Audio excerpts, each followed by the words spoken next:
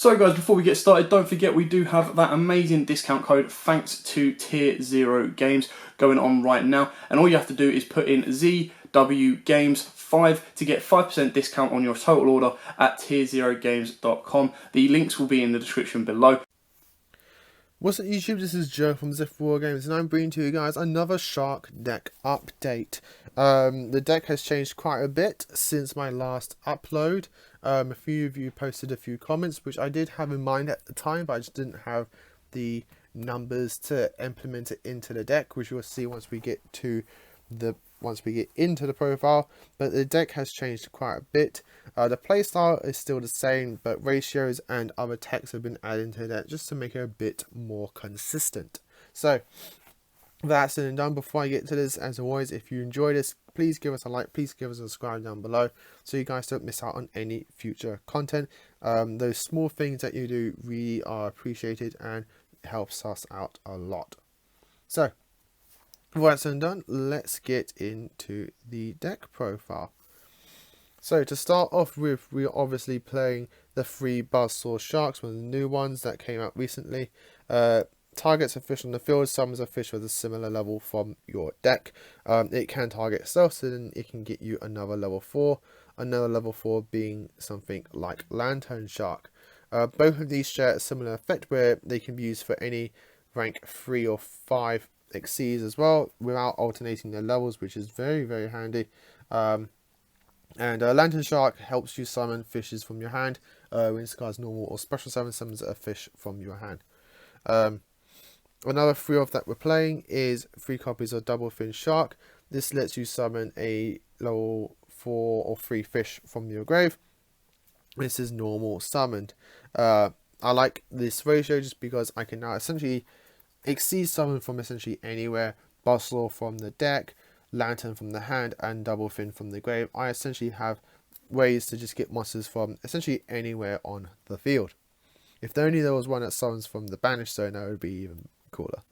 We're also playing 3 copies of Exceeds with More. It's probably like one of the best cards in your deck and one of the best ways to do your combo plays and extend your plays.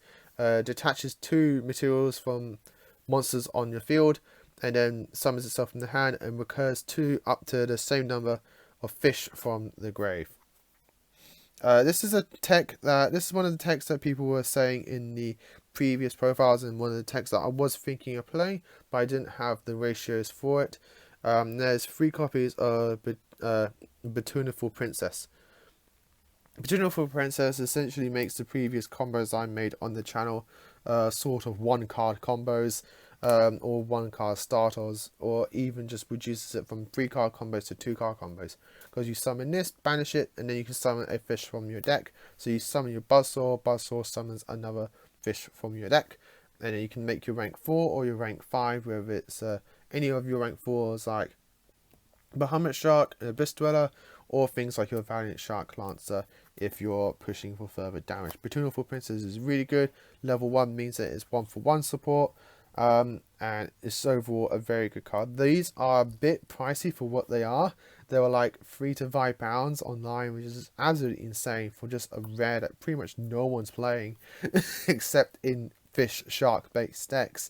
So if you have these, don't sleep on them, keep hold of them, and if you haven't got them, pick them up now while you can. And then 3 copies of Silent Angler. This rounds up the 3 ofs in the deck, which you're probably thinking, what? But you haven't spoken about White Stingray yet. I'm getting to that. But Silent Angler is just a really good card. I'm bouncing between him and White Stingray and what I'm keeping as a 3 of. Silent Angler can be a bit annoying because it kind of conflicts with your X's with more, depending what you summon first.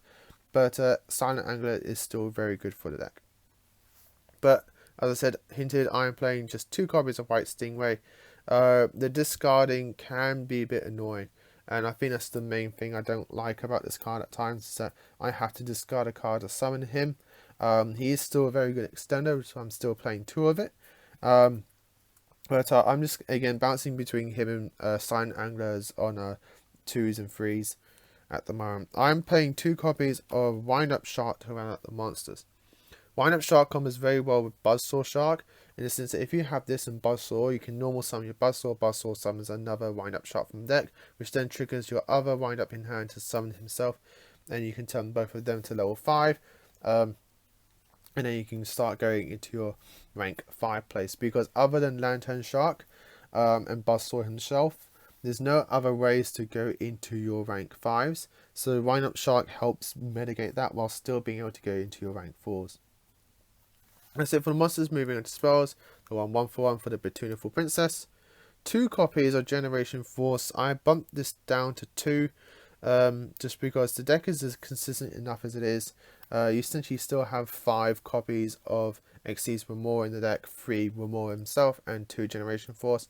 And Generation Force can search you other things in the deck, other techs and targets I'm taking in as well, which mitigated the need for Generation Force.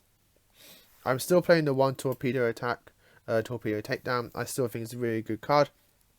You have other ways to utilize it in the deck, which I'll get to later on. But I still like it for its main effect. For one of its main effects, sort of like being able to detach material, burn your opponent for damage. It's a really good damage card, but it also helps with your consistency as well, so I'm still playing it. 3 copies of Call by the Grave. You don't want your Buzzsaw to be Ash, you don't want your other cards to be Ash, so I'm playing Call by the Grave. Still playing the 1 rank up magic, the 7th one. Still a really good power card in the deck. 1 copy of Whitefish Salvage, and again, for the people, we don't have the other card yet. We don't have the other recovery card yet here in the TCG, so do bear that in mind. We don't have that card yet. Still playing the Whitefish Salvage there as a 1-0 just because it is good recurrence. 1 copy of Monster Reborn, because Monster Reborn, copy of Pot of Avarice, because you burn through your extra deck so quickly in this deck. So being able to shuffle all your extra deck back into your extra deck while still keeping the draw power is very, very nice. And to round out the spells, we're playing 1 copy of Foolish Burial Goods. This combos very well with Torpedo Takedown for its draw effect, while also combos very well with this card, Xyz Revive Splash. I bumped up Revive Splash to 2 as opposed to 1 in my previous build. I think it's gotten a lot better, and I find it's a lot better since playtesting it a bit more. Revive Splash is a very strong card. Being able to recur your monsters back from the graveyard and ranking them up into anything you want, being your main rank 5s in the extra deck, is very, very handy. And being able to Foolish Burial Goods it to the graveyard to get that banished rank up effect is very, very nice. I am playing 3 copies of Solemn Judgment. This can be any negation chapter card you want. Things like Infinite Permanence, some Strike, whatever you want. I'm just going with Judgment because it's all around good negation. And another tech card I'm playing for the Generation Force is 1 copy of Xyz Block. So Xyz Block is a counter trap which states when your opponent activates a monster effect, detach 1 material from a monster you control, negate the activation, and if you do, destroy it. This essentially turns any Xyz you have into a free somewhat monster negation. It is searchable through Generation Force because it has XYZ in its name. I'm just taking it in as a 1-of. If I don't like it after a while playtesting it a bit more, I may take it back out for the 3rd copy of Generation Force. That's it for the main deck. Moving on to the extra deck for your rank 5s, we're playing 2 copies of Valiant Shark Lancer and the 1 on a Dark. These are the main rank 5s you're playing. I don't play the rank 6 anymore. The Full Armored Crystal Zero, I just rarely summoned it in the extra deck. I just mostly had it in as Spice, which in play testing I just never really summoned it. I replaced it for something else in the extra deck, which I'll get to later on. But these are the main rank 5s you're playing. These are the main rank 5s that help you deal with boards, get over things while keeping you in the game through things like Honor Dark with its life point gain. To combo with the Honor Dark, though, we are playing obviously the Honor Arc. For the other rank 4s I'm playing is the 1 Shark Drake. He's still in here for Spice, and I just really love Shark Drake. Though he does come in very handy and does punch in for a lot of damage, which is very, very nice.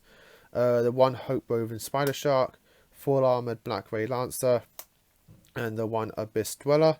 For the other rank 4s, I'm playing new tech in here, which is Gaga Magician. This card's really good in any Xyz decks that you're playing. So don't sleep on it. I think it's really good and combos very well with the other tech that I'm playing. 2 copies of YUGIOH Shark. I did find a second copy. It's very nice. I had lying around. Yeah, you play 2 copies of YUGIOH Shark because you do play 2 targets in the forms of number 71 and 1 Totally Awesome. Totally Awesome is limited, unfortunately. So we have to play only the 1, and the 1 Barbarian Shark is for your rank up play. And then to round up the XCs, I am playing the 1 copy of F-Zero Utopic Future. When it comes out here in the TCG, you will be playing the Utopic Dragon as well. So the F-Zero I find is a bit more useful than the Full Armored Crystal Lancer, especially in combo with Gagaga Magician. It also helps clear monsters off your own board by being able to turn them all into a 2 of them into Utopic Future and then help you get over fields as well. To run the extra deck, I'm still playing the 1 Murinsis Call Abone. It's still a very good card, and again, has similar purposes with Utopic Future, being able to clear off XCs that you don't really need on the field anymore, turn them into something, and then just either keep going in the forms of Murinsis or just clear boards and punching for damage in terms of Utopic Future. But that, guys, is the deck. I hope you all enjoyed it. Leave your comments down below what you think of this. I'm still constantly playtesting this deck. There's a lot of cards I'm just swapping in and out, seeing if they work or not. And I do hope you all enjoy it. One small engine that if you wanted to, you can play Synchros, and if you wanted to, I'll play a Royal Swamp Eel. If you wanted to, and then you can make things like the new Adamantipator, level 8 Synchro, or if you wanted to go for further spice, is White Ore Whale. Very, very nice card. So, as always, guys, like, comment, and subscribe. Until next time, guys, as always, happy dueling.